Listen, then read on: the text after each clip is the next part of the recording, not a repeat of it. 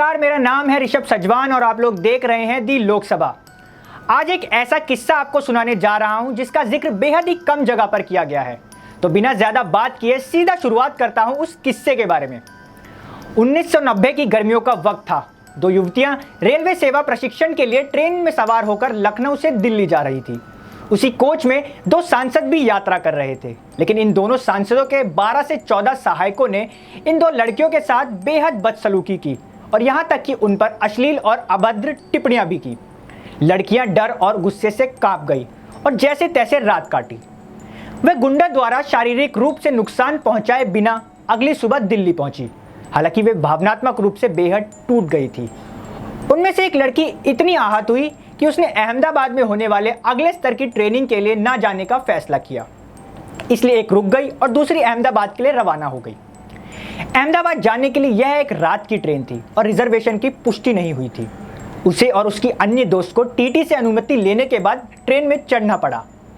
TT ने उन्हें प्रथम श्रेणी के डिब्बे के अंदर बैठने की अनुमति दी, लेकिन चुपचाप। एक बार फिर उन्हें डिब्बे के अंदर दो पुरुष सहयात्री मिले, भरी बोगी में, जिन्होंने सरक सरक के दोनों लड़कियों को बैठने की जगह दी। दोनों राजनेता की तरह लग रहे थे। एक की उम्र लगभग 40 के आसपास रही होगी और दूसरे की लगभग 30 के आसपास।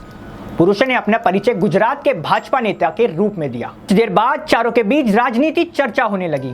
राजनीति की अच्छी जानकारी होने पर उनमें से एक बड़े नेता ने उनसे कहा, आप गुजरात में हमारी पार्टी क्यों नहीं ज्वाइन कर लेती? लड़कियों ने हंसते हुए कहा कि हम गुजरात से नहीं हैं। इतना बोलते ही उनमें से छोटा नेता, जो अभी तक शांत बैठा था, एकदम से बोल पड़ा कि तो क्या हुआ, हमें इसमें कोई आपत्ति नहीं।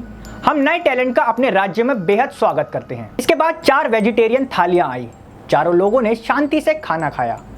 उसके बाद उस शांत छोटे नेता ने अपने साथ साथ उन लड़कियों का भी बिल चुकाया। लड़कियों ने तहे दिल से उनका शुक्रिया अदा किया। कुछ देर बाद टीटी आया और उन दोनों लड़कियों से कहा कि ट्रेन फुल है, कोई बर्थ की व्यवस्था नहीं हो पाई है। इतने में दोनों नेता खड़े हुए और कहा, कोई बात नहीं, हम मैनेज कर लेंगे। इतना बोलते ही दोनों ने अपनी बर्थ दोनों लड़कियों को देकर फर्श पर एक कपड़ा बिछाया और उस पर लेट गए। जहां लड़कियों के लिए नेताओं के साथ एक रात पहले का सफर इतना भयानक था, वहीं आज वो नेताओं के साथ बिना डरे सफर कर रही थी। अगली सुबह ट्रेन अहमदाबाद पहुंची तो दोनों लड़कियों ने उठकर सज्जनों का धन्यवाद किया।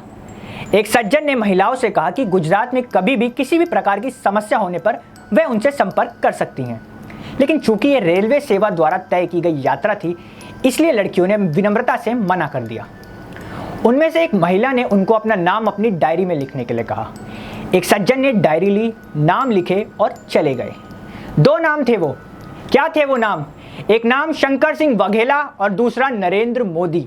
और वो 2 युवतियां उत्पलपर्णा हजारिका और लीना शर्मा थी। यह लेख 1 जून 2014 को दी हिंदू में एक ट्रेन यात्रा और याद रखने के लिए 2 नाम शीर्षक के साथ प्रकाशित हुआ था। तो ये था आज का किस्सा। वीडियो पसंद आई हो तो लाइक कीजिए, शेयर कीजिए और चैनल को सब्सक्राइब कीजिए।